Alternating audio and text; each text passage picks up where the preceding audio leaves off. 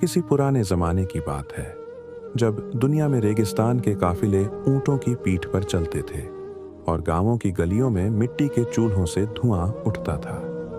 हवा में मिट्टी की सौंधी खुशबू रहती थी और रात को तारों भरा आसमान ऐसा लगता था मानो अल्लाह ने अपनी कारीगरी का नमूना बिखेर दिया हो। ऐसा ही एक गांव था जिसे लोग सफेद पहाड़ी कहते थे। इसका नाम इसलिए पड़ा क्योंकि गांव के पास एक ऊंची पहाड़ी थी जो चूने से ढकी होने की वजह से चांदनी रात में चमकती थी।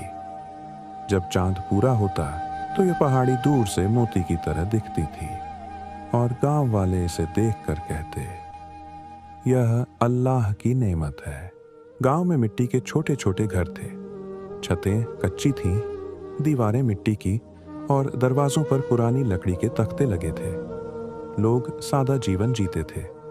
दिन में खेतों में हल चलाते और रात को अलाव जलाकर अपनी झोंपड़ियों के बाहर बैठते थे। बच्चे गलियों में मिट्टी से खेलते और औरतें कुओं से पानी भरकर लाती। मगर इस गांव की कहानी दो अलग अलग रंगों में बंटी थी। एक तरफ गरीबों की सादगी और दूसरी तरफ हसन जमींदार का अहंकार। गांव के एक छोर पर गरीब लोग रहते थे। उनके पास छोटे छोटे खेत थे जिनमें वे जौ और गेहूं उगाते थे। पानी के लिए वे एक पुराने कुएं पर निर्भर थे जो गर्मियों में अक्सर सूख जाता था। फिर भी उनके चेहरों पर मुस्कान रहती थी। वे एक दूसरे की मदद करते। अगर किसी के पास अनाज कम होता तो दूसरा अपनी रोटी बांट देता। रात को वे मस्जिद के आंगन में जमा होते जहां एक पुराना नीम का पेड़ था। वहां बैठकर वे अल्लाह का शुक्र अदा करते और कहानियां सुनाते। उनकी जिंदगी मुश्किल थी मगर दिल में सुकून था। गांव के बच्चे दिन में भेड़ बकरियां चराते और शाम को अपनी माओं के पास दौड़कर आते। वे कहते, अम्मी आज भेड़ ने 2 बच्चे दिए। मांगे मुस्कुराती और कहती, अल्लाह का करम है। ये लोग हर मुसीबत में सब्र रखते थे। अगर बारिश ना होती तो वे आसमान की तरफ देखकर दुआ मांगते, ऐ रब हमें पानी दे, हम तेरे बंदे हैं। उनकी आवाज में यकीन होता था और आंखों में उम्मीद की चमक। गांव के बीचों बीच हसन जमींदार का आलीशान घर था। ये घर ऐसा था कि दूर से देखने पर लगता था मानो कोई छोटा किला हो। ऊंची ऊंची दीवारें थीं जिन पर नक्काशी की गई थी। दरवाजे लकड़ी के थे मगर उन पर चांदी की कीलें जड़ी थीं। छत पर रंग बिरंगे कबूतर उड़ते थे और आंगन में एक फव्वारा था जिसकी आवाज गांव की गलियों तक पहुंचती थी। हसन के पास गांव के सबसे बड़े खेत थे जहां सुनहरी फसलें लहलहाती थीं। उसके गोदाम अनाज से भरे थे। गेहूं, जौ और चावल की बोरियां ढेर लगाकर रखी थीं। उसके कुएं इतने गहरे थे कि गर्मियों में भी पानी खत्म नहीं होता था। हसन रेशमी लबादे पहनता था जिन पर सोने के धागों से कढ़ाई की गई थी। उसकी पगड़ी पर मोरपंख लगा रहता था और हाथ में सोने की अंगूठी चमकती थी। लोग कहते थे कि उसके पास इतना अनाज है कि 100 साल तक गांव भूखा नहीं मरेगा। मगर हसन का दिल पत्थर सा सख्त था। उसका लालच ऐसा था कि वह एक मुट्ठी अनाज भी किसी को मुफ्त नहीं देता था। जुबान पर गालियां रहती थीं और हाथ में कोड़ा जिसे वह गरीबों पर बेरहमी से चलाता था। अगर कोई गरीब उसके पास मदद मांगने जाता तो वह चिल्लाकर कहता, मेरे खेतों का अनाज मेरे लिए है, मेरे कुएं का पानी मेरे लिए है, अपने रब से मांगो अगर वो इतना बड़ा है। फिर जोर जोर से हंसता और अपने नौकरों को हुक्म देता, इसे बाहर निकालो। उसकी हंसी में खुशी नहीं, अहंकार था। गांव वाले उससे डरते थे। उसकी आंखों में लालच की चमक थी और चेहरे पर क्रूरता। वह अपने धन को देखकर कहता, यह सब मेरी मेहनत का फल है, अल्लाह का इसमें क्या हाथ। उसी गांव में एक फकीर रहता था जिसका नाम था अब्दुल रशीद। लोग उसे प्यार से बाबा रशीद कहते थे। वह एक पुरानी मस्जिद के पास छोटी सी झोंपड़ी में रहता था। उसकी झोंपड़ी ऐसी थी कि हवा के झोंके से हिल जाती थी। छत पर घास फूस था और दीवारें मिट्टी की थीं। बाबा की दाढ़ी सफेद थी, आंखों में नूर चमकता था और होठों पर हर वक्त अल्लाह का नाम रहता था। वह पुराने चिथड़े पहनता था, एक फटी कुर्ती और धूल से सनी चादर। हाथ में उसकी एक लकड़ी की छड़ी थी जो उसका सहारा थी। बाबा रशीद दिन में गांव वालों को दुआएं देता। वह गलियों में घूमता और बच्चों को देखकर मुस्कुराता है। अगर कोई बीमार होता तो वह उसके पास बैठकर दुआ मांगता। रात को वह मस्जिद के आंगन में नीम के पेड़ के नीचे बैठता और आसमान की तरफ देखकर अपने रब से बातें करता। उसके पास न धन था न दौलत, मगर उसकी झोली में गरीबों के लिए दया भरी थी। अगर किसी के पास खाना नहीं होता तो वह अपनी रोटी बांट देता। बच्चे उसके पास दौड़कर आते और कहते, बाबा हमें कहानी सुनाओ। वह उनकी तरफ देखकर हल्के से हंसता और कहता, बेटा अल्लाह की नेमतों की कहानी सुनो। वो सब कुछ देखता है, सब कुछ सुनता है। लोग उसे चाहते थे। अगर कोई मुसीबत में होता तो बाबा उसकी मदद के लिए सबसे पहले पहुंचता। एक बार एक गरीब औरत का बेटा बीमार हो गया। उसके पास दवा के लिए कुछ नहीं था। बाबा ने अपनी चादर बेच दी और उसे दवा खरीद कर लाया। औरत ने रोते हुए कहा, बाबा आपने यह क्यों किया? बाबा ने जवाब दिया, यह अल्लाह का हुक्म है। उसकी राह पर चलने वाला कभी अकेला नहीं होता। उसकी बातों में सुकून था और आंखों में यकीन। एक साल ऐसा आया कि आसमान से बारिश गायब हो गई। सूरज आग उगलने लगा। खेत सूख गए और फसलें मुरझा गईं। गांव का पुराना कुआं जो गरीबों की जान था, खाली हो गया। पेड़ों की पत्तियां पीली पड़ गईं और हवा में धूल के गुब्बार उड़ने लगे। गांव में हाहाकार मच गया। बच्चे भूख से रोते थे और बूढ़े पानी की एक बूंद को तरसते थे।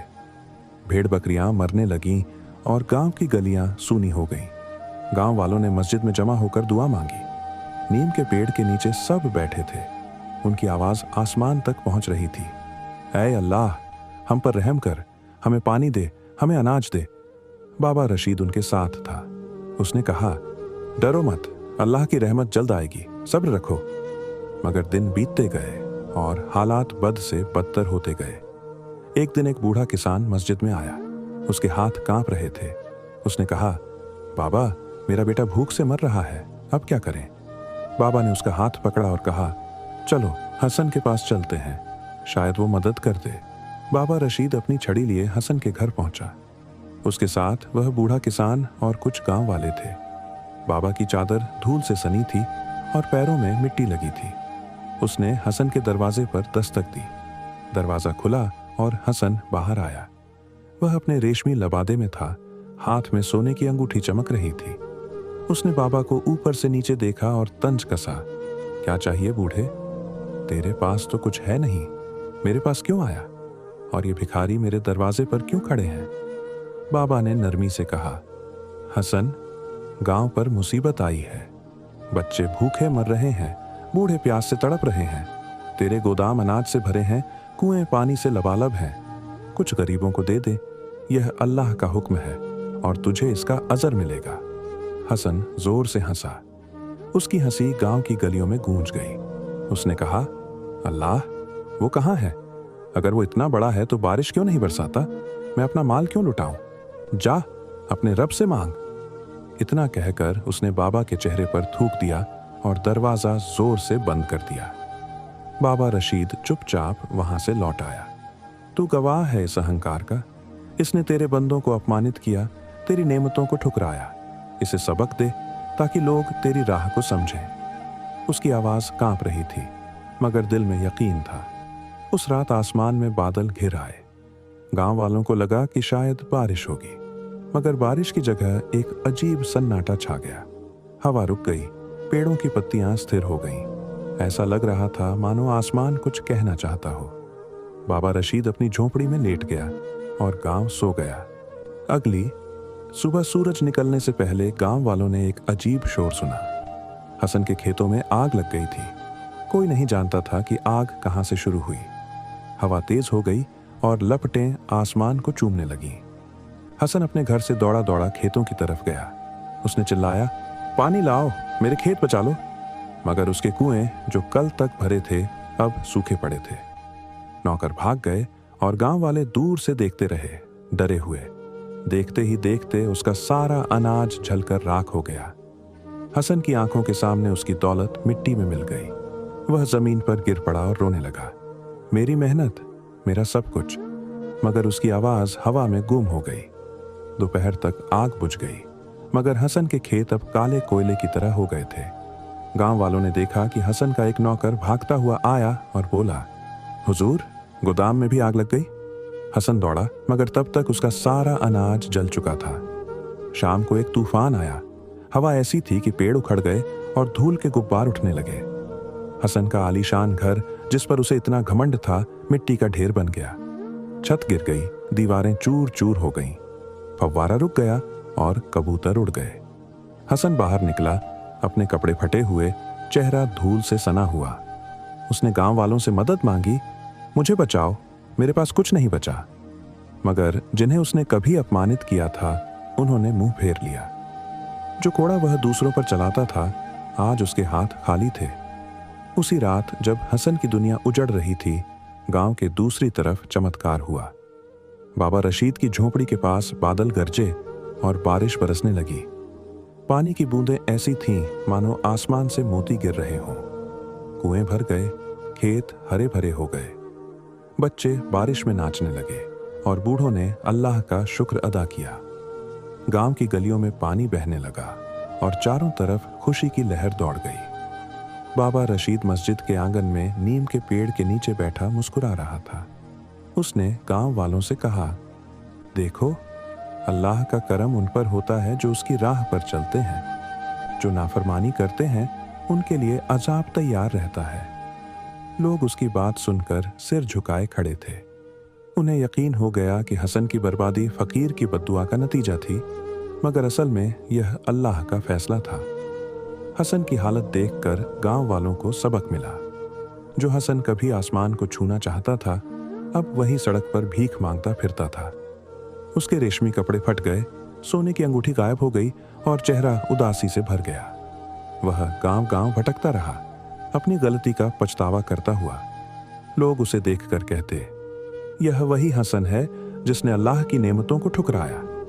बाबा रशीद की वफात के बाद भी उसकी झोपड़ी गांव में एक निशानी बनकर रही। लोग वहां जाकर दुआ मांगते और कहते, यहाँ एक नेक इंसान रहता था जिसकी दुआ से अल्लाह ने हमें राह दिखाई। गांव में यह किस्सा सालों तक सुनाया जाता रहा। बच्चे इसे सुनकर डरते और बड़े सबक लेते। तो दोस्तों, ये कहानी हमें सिखाती है कि धन और ताकत का घमंड इंसान को तबाह कर देता है। जो अल्लाह की राह से भटकता है, उसका अंजाम हसन की तरह होता है, और जो दया और नेकी की राह पर चलते हैं, उन पर अल्लाह का करम बरसता है। बाबा रशीद की सादगी और हसन का अहंकार दोनों हमें एक ही बात सिखाते हैं, अल्लाह की नाफरमानी का अंजाम बर्बादी है और उसकी इबादत का इनाम रहमत है। इस्लामी तालीमात और हिदायतों को जानने और समझने के लिए हमारे चैनल हीरा ए दिन के साथ जुड़े रहिए। हम सब मिलकर अपने ईमान को मजबूत करें। अल्लाह आपको दुनिया और आखिरत में कामयाबी अता फरमाए, आमीन। अगर आपको ये वीडियो पसंद आया तो इसे लाइक करें, अपने दोस्तों और घर वालों के साथ शेयर करें, और ऐसे ही फायदेमंद इस्लामी वाकयात जानने के लिए हीरा ए दीन को सब्सक्राइब करना ना भूलें।